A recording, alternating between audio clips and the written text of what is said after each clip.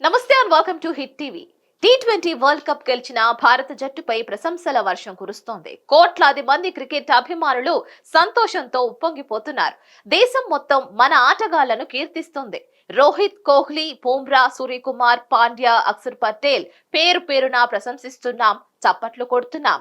భారత గెలుపు వెనుక ఇంకెవరైనా తెర వెనుక వ్యక్తులు ఉన్నారా అంటే అవుననే సమాధానం వస్తుంది.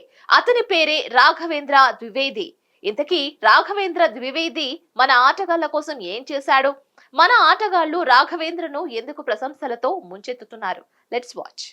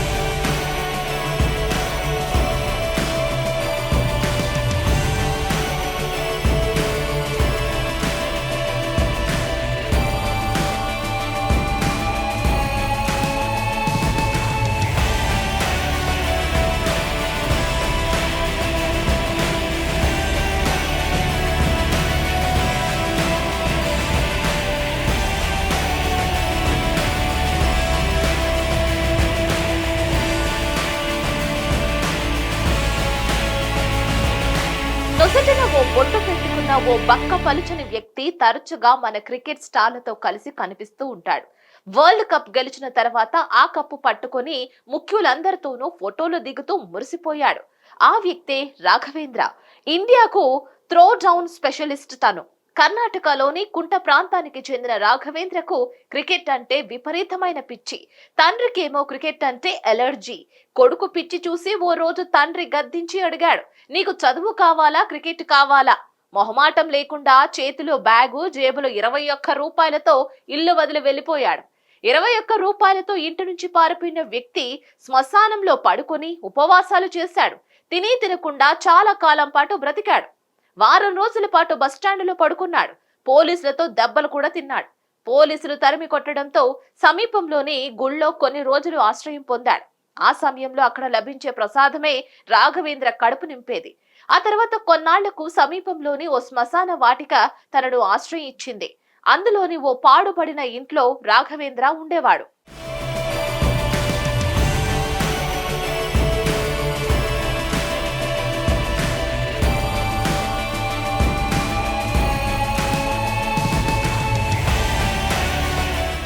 నాలుగున్నర ఏళ్లు అక్కడే ఓ రోజున రాఘవేంద్ర కుడి చెయ్యి విరిగింది.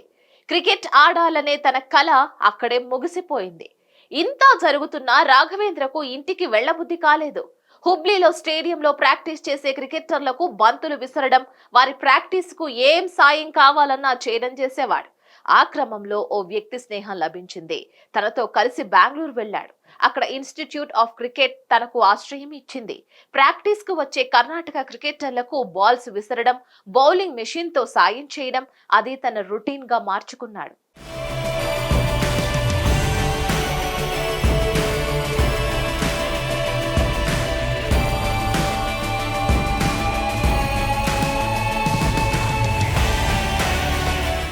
ఒక రోజు కర్ణాటక మాజీ వికెట్ కీపర్, ప్రస్తుత under-19 selection committee chief Tilak Naidu Raghavendra చేస్తున్న పనిని గమనించాడు. రాఘవేంద్ర అంకిత భావానికి ముగ్ధుడైన తిలక్ నాయుడు అతన్ని మరో కర్ణాటక మాజీ క్రికెటర్ జవగల్ శ్రీనాథ్ కి పరిచయం చేశాడు. ఇది రాఘవేంద్ర జీవితంలో ఒక కీలక మలుపుగా మారింది. జవగల్ శ్రీనాథ్ కర్ణాటక రంజీ జట్టులోకి రావాల్సిందిగా రాఘవేంద్రను ఆహ్వానించాడు. క్రికెట్ సీజన్ లో కర్ణాటక జట్టుతో కలిసి పనిచేసేవాడు. పని లేనప్పుడు చిన్నస్వామి స్టేడియం సమీపంలోని నేషనల్ క్రికెట్ అకాడమీలో సేవలందించేవాడు.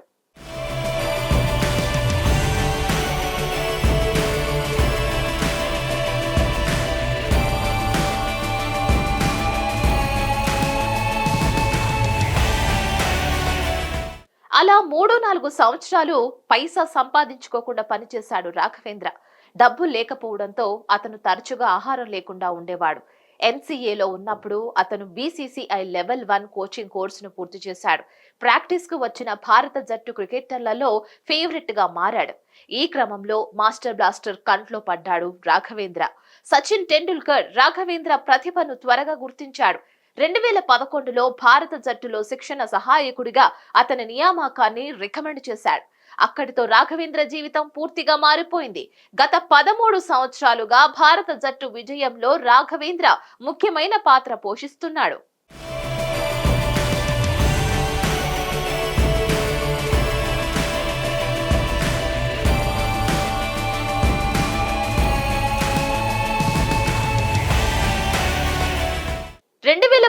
ఛాంపియన్స్ ట్రోఫీ సమయంలో విరాట్ కోహ్లీ రాఘవేంద్రపై ప్రశంసల వర్షం కురిపించాడు. తాను విజయం వెనుక రాఘవేంద్ర శ్రమ ఎంతో ఉందని నిజాయితీగా బాహ్య ప్రపంచానికి చాటి చెప్పాడు. గత 13 సంవత్సరాలలో రఘు కనీసం ఓ మిలియన్ బంతులైనా విసిరి ఉంటాడని ఓ భారత క్రికెటర్ చెప్పాడు. కొన్నిసార్లు 150 కిలోమీటర్ల వేగంలో రాఘవేంద్ర బాల్స్ విసురుతుంటే గ్రౌండ్ లో పేరున్న స్పీడ్ బౌలర్లు కూడా మీడియం పేస్ బౌలర్లుగా అనిపించేవాళ్లు. గత కొన్నేళ్లుగా రాఘవేంద్ర చేసింది ఒక్కటే, క్రికెటర్లకు సాయం చేయడం. తెర వెనక రఘు పాత్ర ఏమిటో ప్రతి ఇండియన్ క్రికెటర్ కు తెలుసు.